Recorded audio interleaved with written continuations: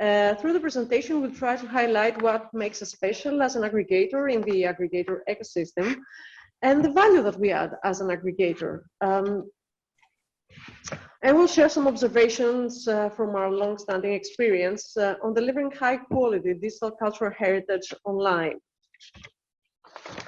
Gina has covered this part, so I'm skipping this slide. So, let me first introduce you to the institution that is behind the development of search culture. AKT's mission for the past 30 years has been to collect, aggregate, organize, disseminate, and preserve the national scientific and cultural output, content, and data that is being created in Greece.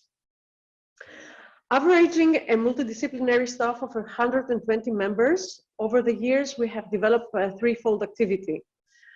We are part of the official statistical system. We're the national authority responsible for collecting the country's metrics related to research and innovation. We're a hub bridging research, academic, public sector bodies, and the market, providing access to funding and market support services. We're the national contact point for several Horizon programs and a core member of the European Enterprise Network. But our most long-standing activity is that of developing services, infrastructures, policies, guidelines, and tools addressed to scientific, cultural, and public institutions who want to digitize, catalog, and deliver their collections and data online in a state-of-the-art way. As part of our content mission, we're delivering some emblematic services for Greek cultural and scientific institutions. We have an open access scientific publishing platform, which is currently being used by more than 53 publishers. We run the National Archive of PhD theses, most of which are publicly accessible. Our software as a service integrated library system is being used by more than 200 libraries. And we have developed a repository as a service platform used by 21 institutions to host their open access digital collections. For all these infrastructures, we have been offering policies, guidelines, seminars, help desks, and knowledge bases. Even before the cultural data aggregator, we had developed Open Archives, the biggest scientific data aggregator in Greece. So as you can see, our core business has always been delivering high quality, open access, digital, cultural, and scientific content. And we have been serving all the stakeholder communities around this since many decades. This is the vision that is driving our overall activity. It's the creation of a digital public space where the scientific and cultural content that has been funded primarily by public funds is reliable, accessible, reusable, and available in the long run to any community of interest and the general public with minimum access requirements in order to enable learning, creativity, inspiration, and innovation. It all started in the previous national structural funding period, when for the first time, AKT was invited by the funding agency to design common specifications for the 45 digitization projects that run under a particular call in the area of cultural heritage. Many digitization projects have been funded already for many years under national and European calls, sometimes delivering good quality, robust repositories, but often failing to deliver really state-of-the-art results that could resist time. So for the first time, all these publicly funded projects had to deliver a copy of the digitized archives for safe deposit in AKT's data center and follow minimum common quality, interoperability, and openness specifications. AKT had to validate the results, collect all metadata, and create a unified catalog, as well as deliver data to Europeana.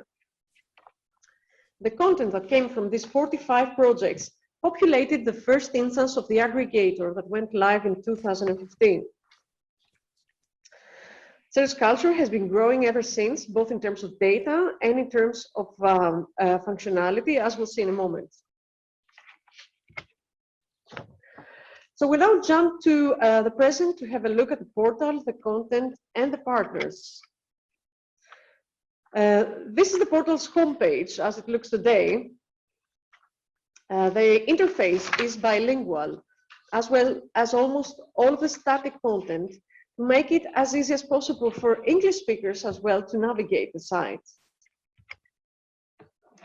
We're proud to be able today to have 72 partners that deliver around 720,000 items to search culture. There are some notable Greek institutions there, such as the National Gallery, the National Opera, the Academy of Athens, and the National Historical Museum. More broadly, data comes from larger and smaller libraries, museums, archives, municipalities, galleries, efforts of antiquities, research centers, and ecclesiastic organizations from all over Greece. We are in Greece. We have, of course, a lot of archaeology. We have reliefs, figurines, seals, vessels, coins, 3D artifacts, reconstructions. We have images from archaeological sites and from excavations. We have a surprisingly large amount of modern and contemporary art from well-known as well as young artists, such as paintings, engravings, drawings, sculptures, installations, mixed media. We have performing arts, theater and opera costumes and settings, music scores and posters. We have a lot of folk art, oral traditions and intangible heritage, as well as crafts, such as traditional costumes, reconstructions of old toys, everyday household equipment, jewelry, embroidery, tools, weapons, fables, proverbs, and traditions. Festivals and events, sites, archives and newspapers from local archives, associations, and municipalities. Maps, books, special and rare editions, manuscripts, and audiovisual material covering any topic of interest from research, private, public, and municipal libraries. We also have a lot of archives, personal, historical, political, thematic, institutional, audiovisual archives. And of course, museums. Such as the National Historic Museum, who has a special presence this year as Greece celebrates 200 years of the history of independence.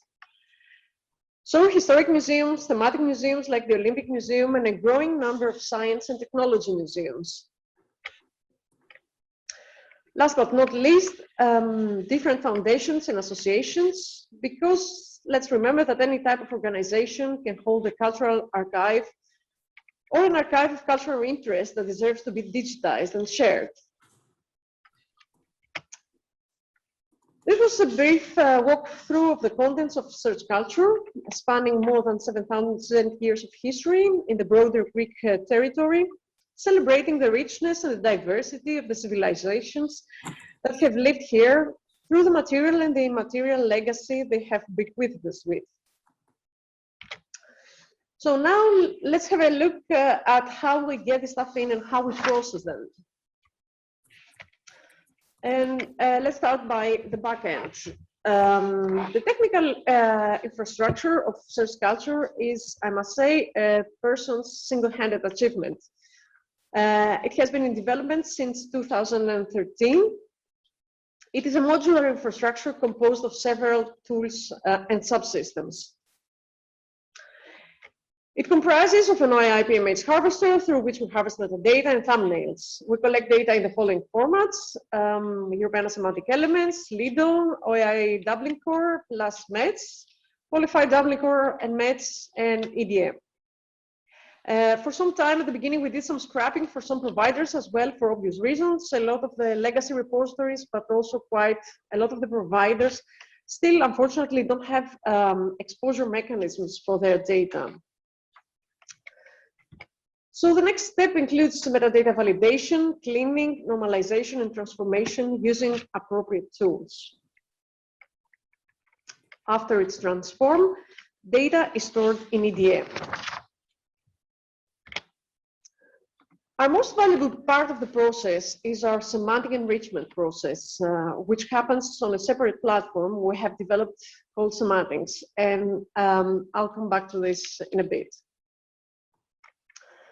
And of course, we make the records searchable on our portal. We only collect metadata and thumbnails in search culture. We don't resolve an item's URL to display it within our portal, like Europeana does. We send the user to the provider's environment directly. We also have a public API, and we deliver the data to Europeana if the provider wishes so via an OAI PMH service. All our infrastructure and our policies are aligned with Europeana's publishing framework and licensing framework, so the process is completely streamlined for the providers. We'll now dive a bit deeper into our enrichment strategy and tools.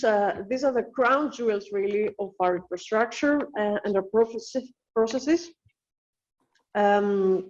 So I'll spare quite a few slides here, because this is our first and foremost goal as an aggregator, to make the large pool of heterogeneous data that we ingest really searchable and browsable. As Henning described it this morning, the metadata quality is really a big headache for the last cross-domain aggregators.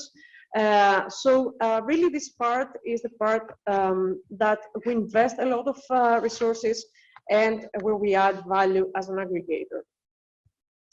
So our semantic enrichment strategy and tools assist exactly in that, to achieve a better level of homogenization and quality that will allow us to develop smart search and browsing functionality for the users.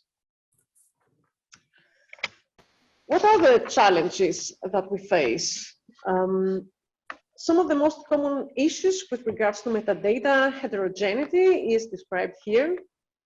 Some collections are described in great detail and others in a very generic way. Metadata can be in different languages. Different words can be used to describe the same thing. There are often typos and spelling errors. Sometimes item types are used as subjects, and so on and so forth. Similarly, time-based information can be quite a pain. We see on the slide how the date and time formats used vary significantly from collection to collection. Sometimes metadata contain exact dates, others historical periods. There is different granularity. For example, sometimes we have decades, others years and centuries. So unless we achieve a certain level of homogenization and enrichment over the original values, we won't be able to search and browse the content in a uniform way. This slide summarizes our enrichment strategy. We keep the source metadata intact, and we clearly mark separately the enriched fields. We design a collection-specific enrichment methodology by configuring the mapping rules from the source metadata fields to the target vocabulary terms. We perform enrichments per record on the themes, item types, temporal values, and historic periods, while we currently do retrospective enrichment on all our content for persons. We have developed our own bilingual vocabularies, or we have adapted, extended, and translated existing widely used vocabularies for our purposes, like the UNESCO thesaurus. And we link to popular vocabularies and resources, like the Art and Architecture thesaurus of Getty and Wikipedia. Finally, our enrichment process is semi-automatic, meaning it is heavily curated, but it is supported by self-learning smart tools. I think someone has their microphone on, and there is some background noise, so may I ask you to mute your microphone? Thanks.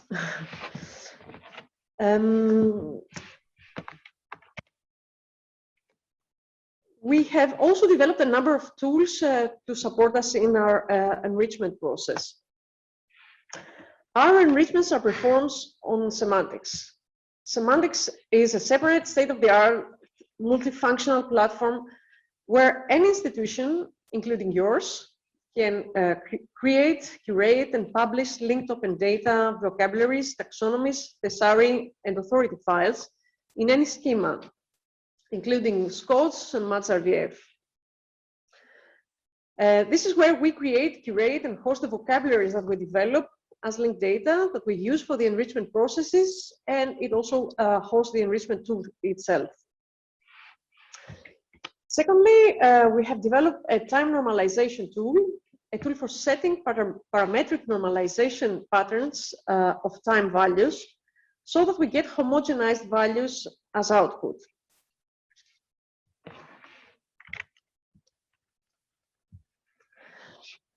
In order to homogenize and enrich our records with regards to item types, starting in 2016, we created a vocabulary of 186 terms pertaining to item types. It is a hierarchical bilingual vocabulary linked with the Getty Art and Architecture thesaurus, and it has been modeled on SCOTS concepts. This is how the enrichment form looks like on semantics. Every collection is ingested in semantics. On the left-hand side, we see the source metadata values that are drawn from the individual fields we have selected. And on the right-hand side, the tool proposes the enrichment values, drawing matching values from the vocabulary of item types that I just showed. In this case, an amphora is matched with vase, which is also an our concept of vessel. The curator validates and accepts or rejects the proposed terms, or she can create a new term, which the tool remembers. We therefore have a semi-automatic enrichment process.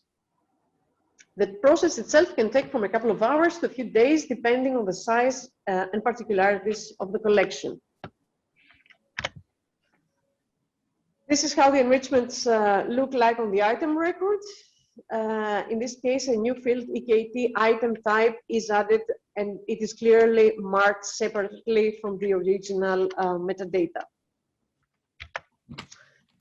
A similar process is followed for the semantic enrichment of subjects. Here we draw from two rich vocabularies, a version of the UNESCO thesaurus that we have adapted to our needs, and an extension with the terms where the UNESCO thesaurus falls short in covering historic and local particularities of the Greek context.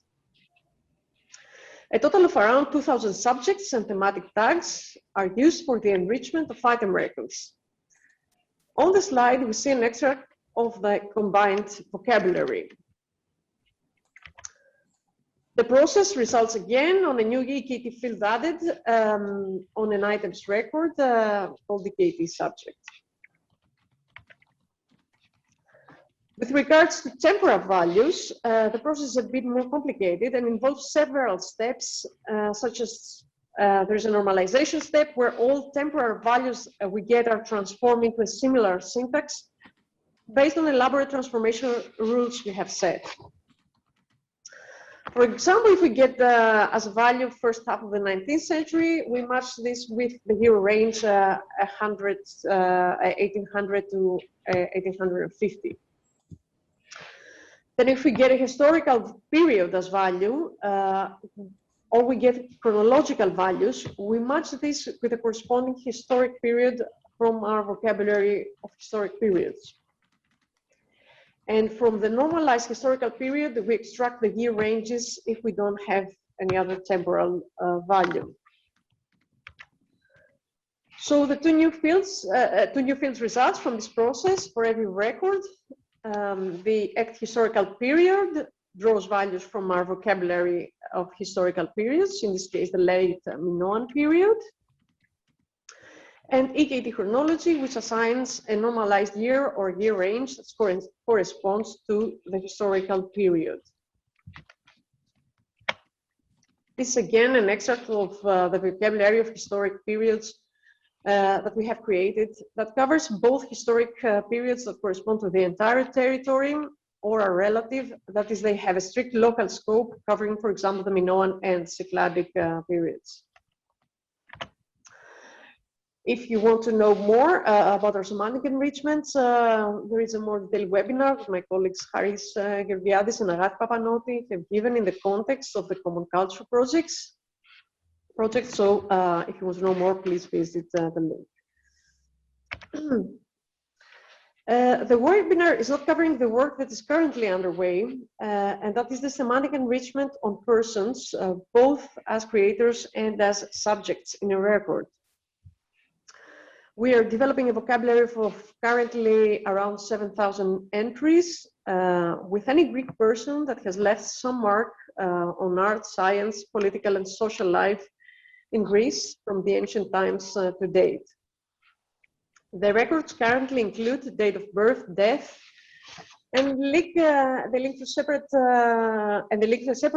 vocabulary of occupations, and they're also linked with the relevant Wikipedia and VIAF entries.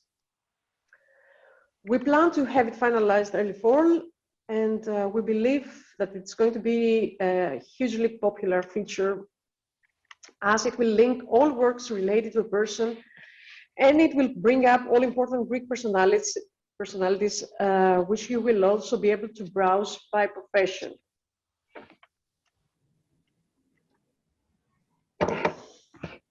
We'll now have a look at how the semantic enrichments are used in the portal. Thanks to the enrichments, we achieve a good level of multilinguality on the portal that is necessary for an English speaker to search and browse the content as well.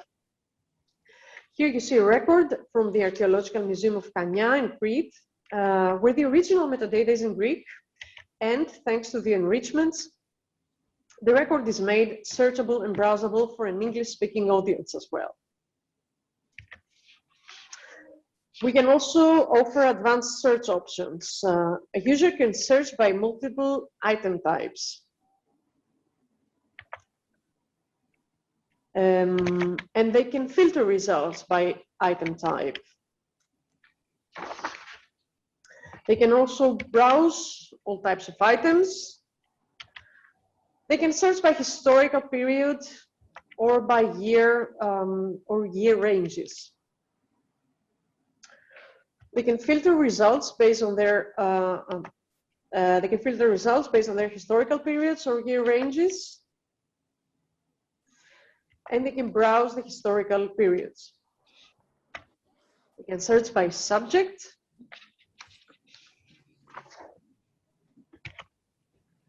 and filter results by subject. Of course, all filters can be combined, and among other things, this helps us to create very targeted exhibitions featuring interesting topics with content coming from different providers. This is a feature we developed during the pandemic, and it proved extremely popular.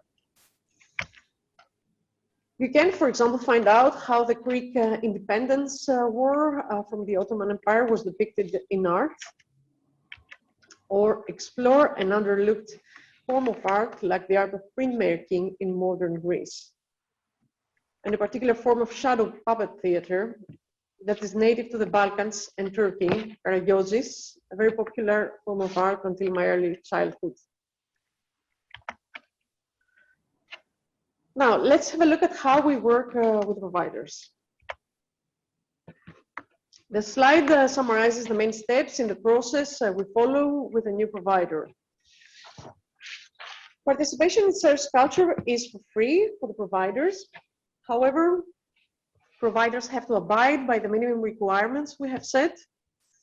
We do a first check of the collection, then we sign a cooperation agreement that includes acceptance of Europeana's data exchange agreement as well, if the provider wishes us to be the channel for their content to Europeana.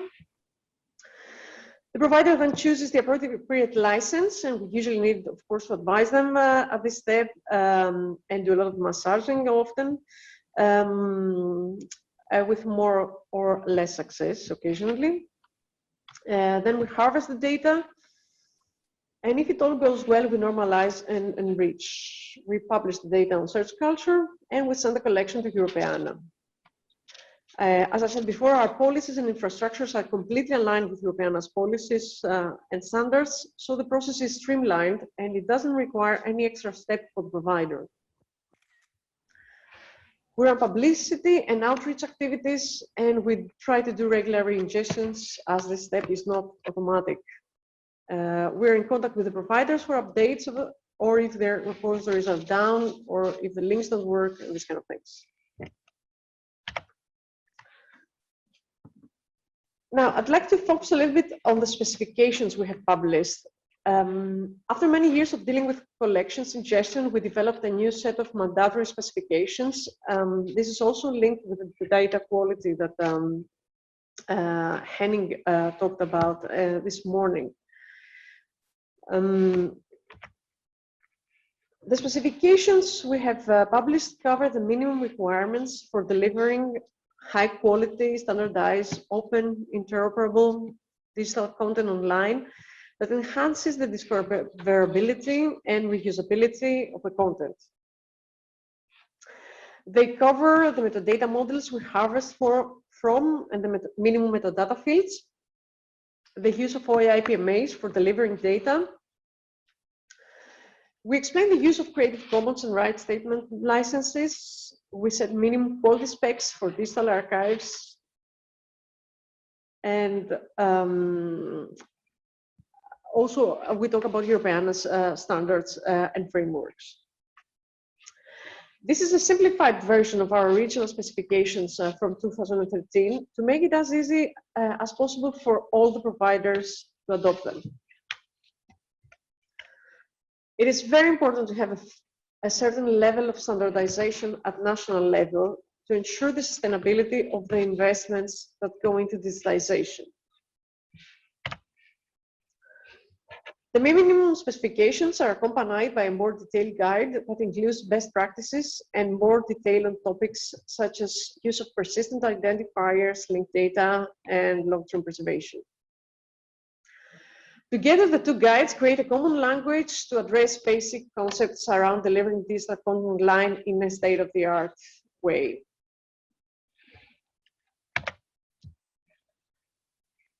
Last but not least, we use many communication channels. First, to promote our collaboration with our partners and the collections we get to an as wide audience as possible.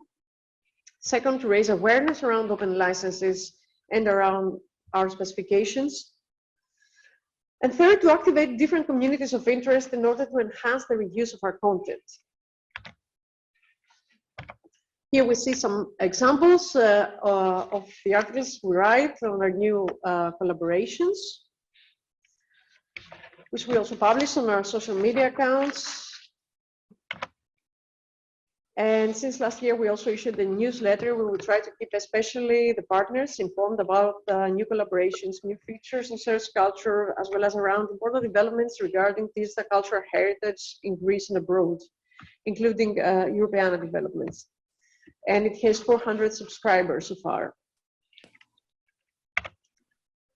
We ran our first webinar last December, which was addressed to Greek providers in Greek. The webinar was really well attended. We had more than 300 participants, and we received very good comments. We ran a second webcast during the International Museums Day around the topic of printmaking in modern Greece, together with an art historian and a professor from the Fine Arts School in Athens. And by focusing on a specialized topic, we exemplified the variety and the diversity of the topics a particular research community can find interest in search culture. I've more or less covered our collaboration with Europeana so far, but let's see it in a bit more detail. We are an accredited national aggregator since 2018. We participate actively in the European Aggregator Forum. This is our page with the services we offer to Greek providers, not only to get them on Europeana, but as explained so far, as part of our overall mission. We deliver a bit less than 500,000 items to Europeana. Greece, unfortunately, ranks 16th in the amount of data delivered to Europeana, and we aim to change this soon and really scale the content that we deliver to Europeana. So, to summarize, we have so far built a critical mass of content and partners, and this is growing fast. Our specs are now being embedded in the national funding calls. We have gained recognition and we have a growing user base of returning users. We have built a robust ingestion infrastructure and a state-of-the-art enrichment process, allowing for multiple user-friendly searching and browsing options. In the coming time, we're aiming to scale up the content, to finalize the personal enrichments and build really cool search and browsing functionality around them. We plan to continue to work on capacity building and the digital transformation of the cultural heritage domain. We aim in particular to enhance reuse in education and research. And last but not least, work with experts and user communities to continue to surface interesting topics, themes, periods, persons from across the Greek history and territory.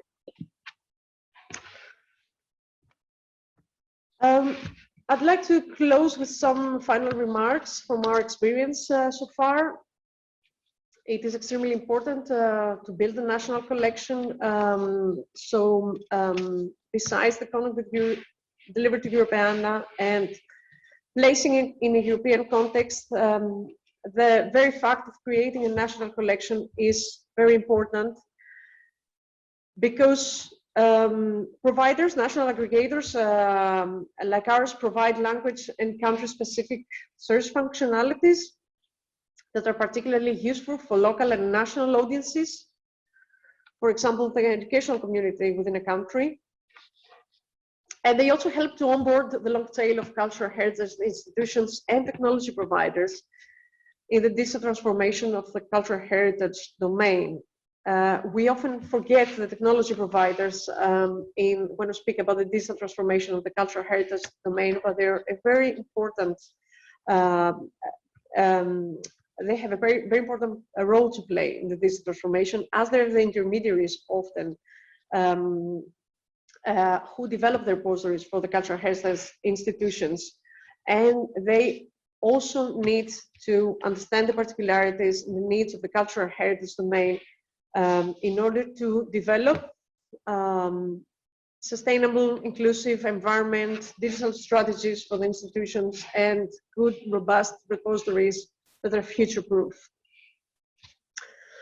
And we need to continue to work as a community at a pan-European level on standardization with regards to digitization, long-term preservation, and accessibility of digital cultural heritage, and Europeana can be a catalyst in this. And we need to really scale up digitization. We have seen from our users that no archive is unimportant. The things that the users are looking for cannot be foreseen. Besides, our future is going to be digital, so we need to digitize as much as possible. Search culture is currently funded by national structural funds until 2023.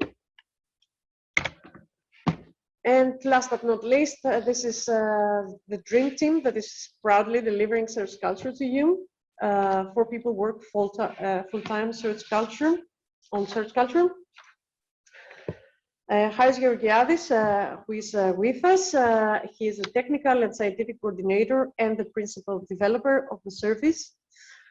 I have worked for 12 years for aggregators, both for European and search culture, and I've come to realize that an aggregator can only be as good as their main technical lead, and we couldn't have had a better person in this position than Haris.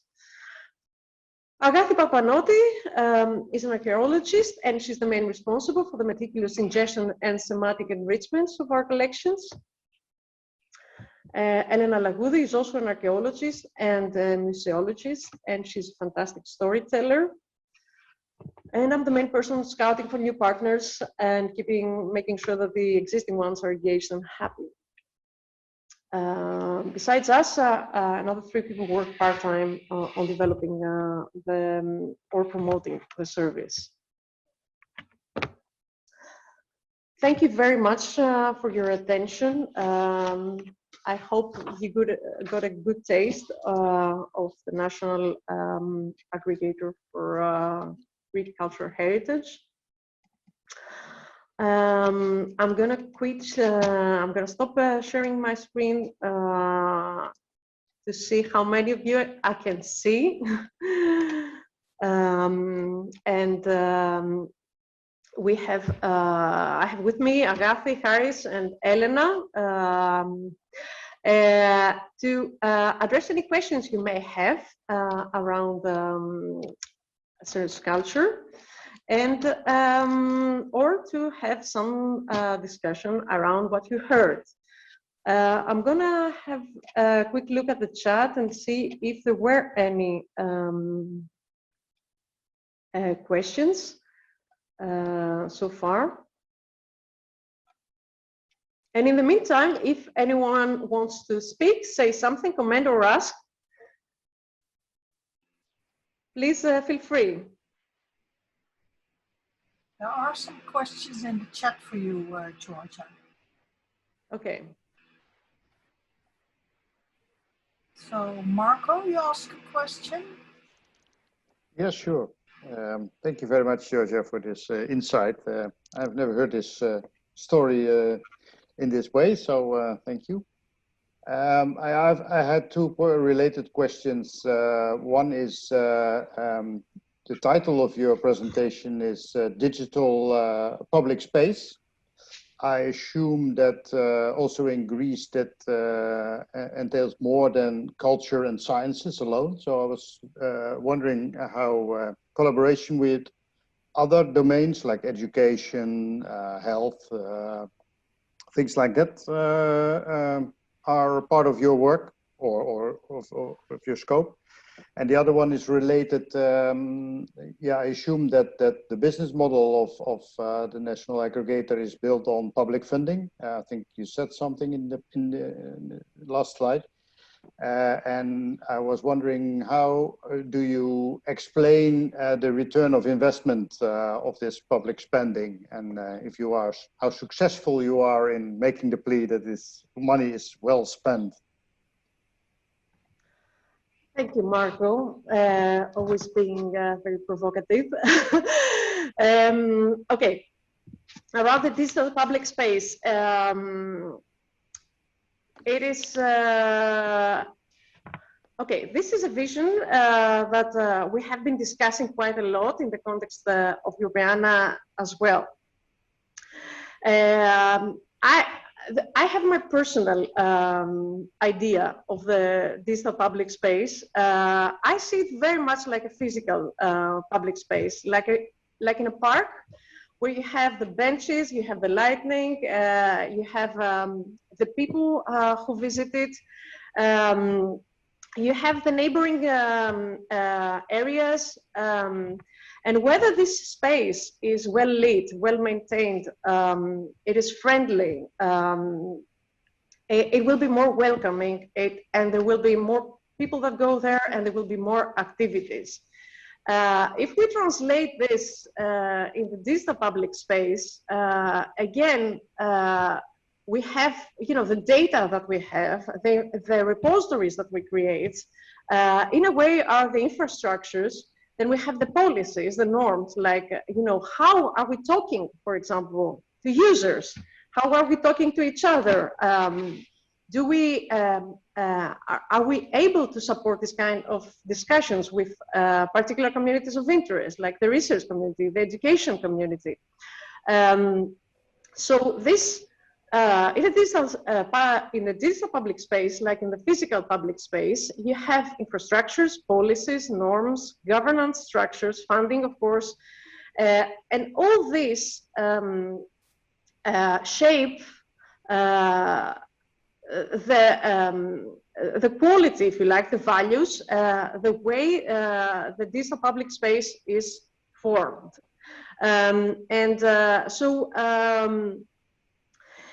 it is very important to look at all these aspects when we talk about the digital public space, because very often we focus on just one area. We only focus on the data, or we only focus, for example, on storytelling, which is now very popular.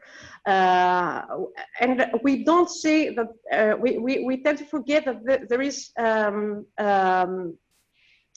that we cannot see things isolated in a fragmented way. All this need to interrelate, to interoperate, and to work together in a seamless way, so that the digital public space is a coherent experience, and it's also connected with our physical space experiences, because our reality is increasingly becoming phygital. So we need, of course, what we create then not to be a silo. And this is why we work very much on standards. The European licensing framework and the publishing framework do give us a basis. They are the most common standards that we work with. And they help us create open, interoperable digital content. Our specifications go as well a step further to ensure that the repositories that we create are sustainable and of high quality. In the whole process of creating a digital public space, of course, it's not just us as players, and it's not just our culture, in the same way as it's not just Europeana. The digital public space is indeed made of several components. You have the open science cloud, you have educational infrastructures. In a way, all our infrastructure need to work together.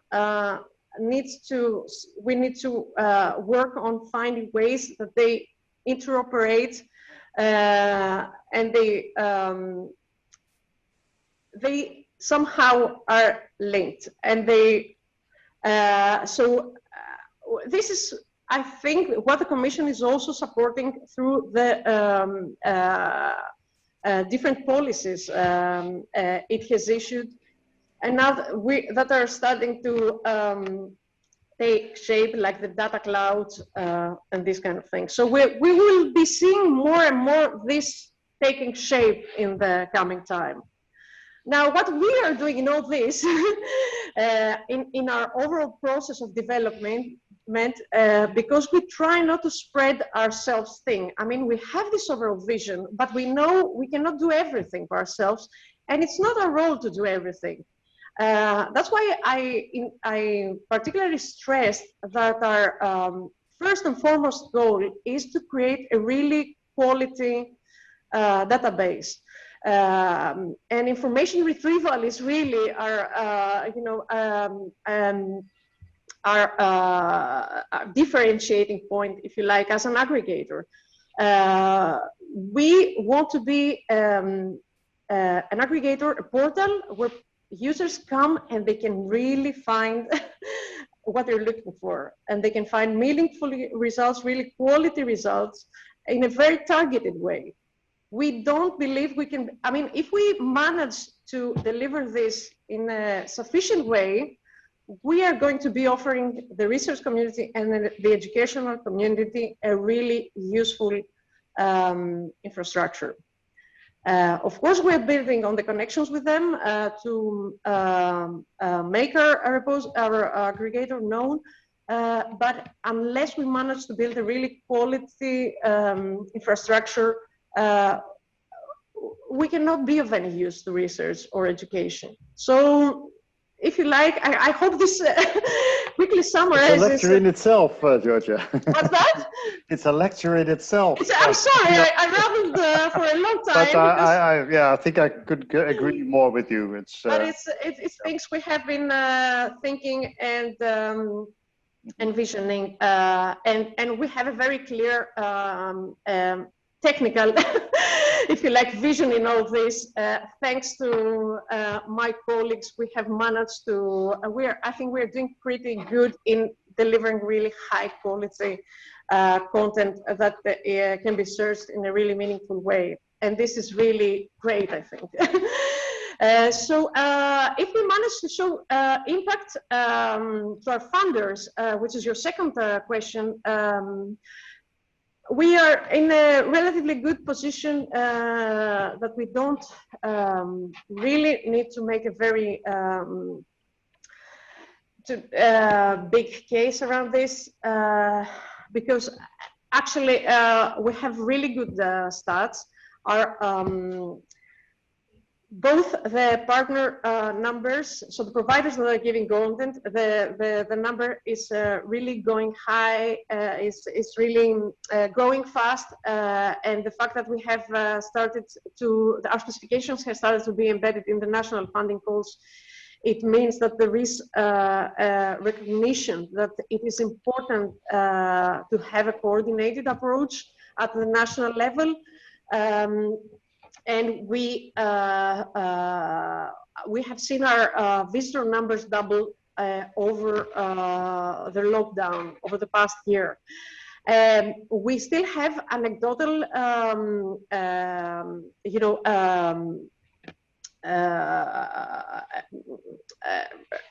ways to see the impact. So we ran these two webinars, where we had representatives from different communities, like a researcher, an art historian, and a professor from the fine arts school, a school teacher, and we were surprised really by the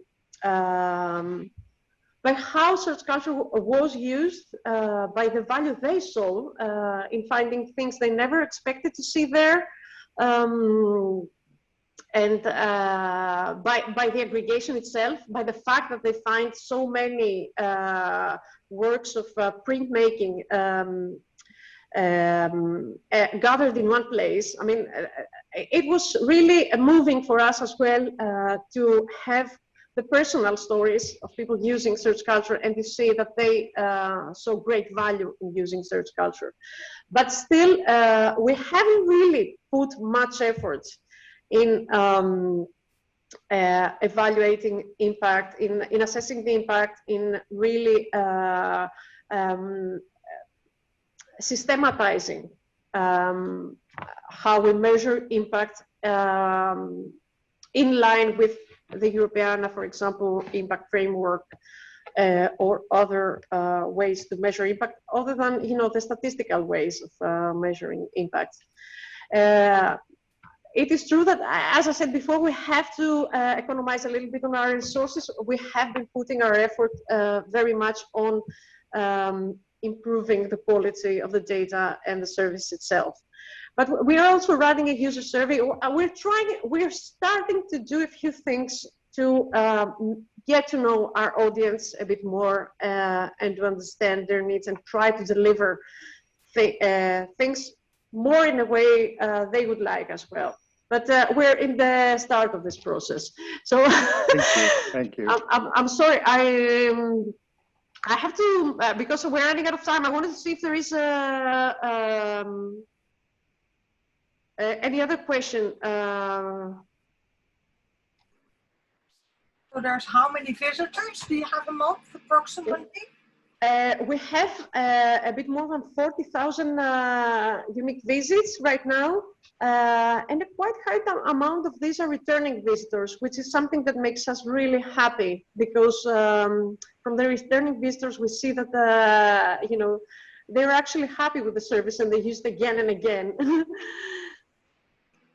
And there's one last question, if I may. How many FTEs do you have? There is we were four of us, the four of us that you see here, and I'm sorry I didn't have the chance to give my colleagues the floor to say something. I monopolized the discussion. I'm really sorry for that. because this is really a joint effort, and so Agathi and Haris and Elena, the four of us work full-time on search culture, and there are 3 or 4 more people who work part-time as well. So this is more or less from us. I don't know if Agathi, Haris, or Elena want to say something like as a the final note. Okay, thank you so much for joining us. And we really appreciate your time. We hope this was useful, interesting. Do get in touch with us if you want to know something more. Okay, thanks.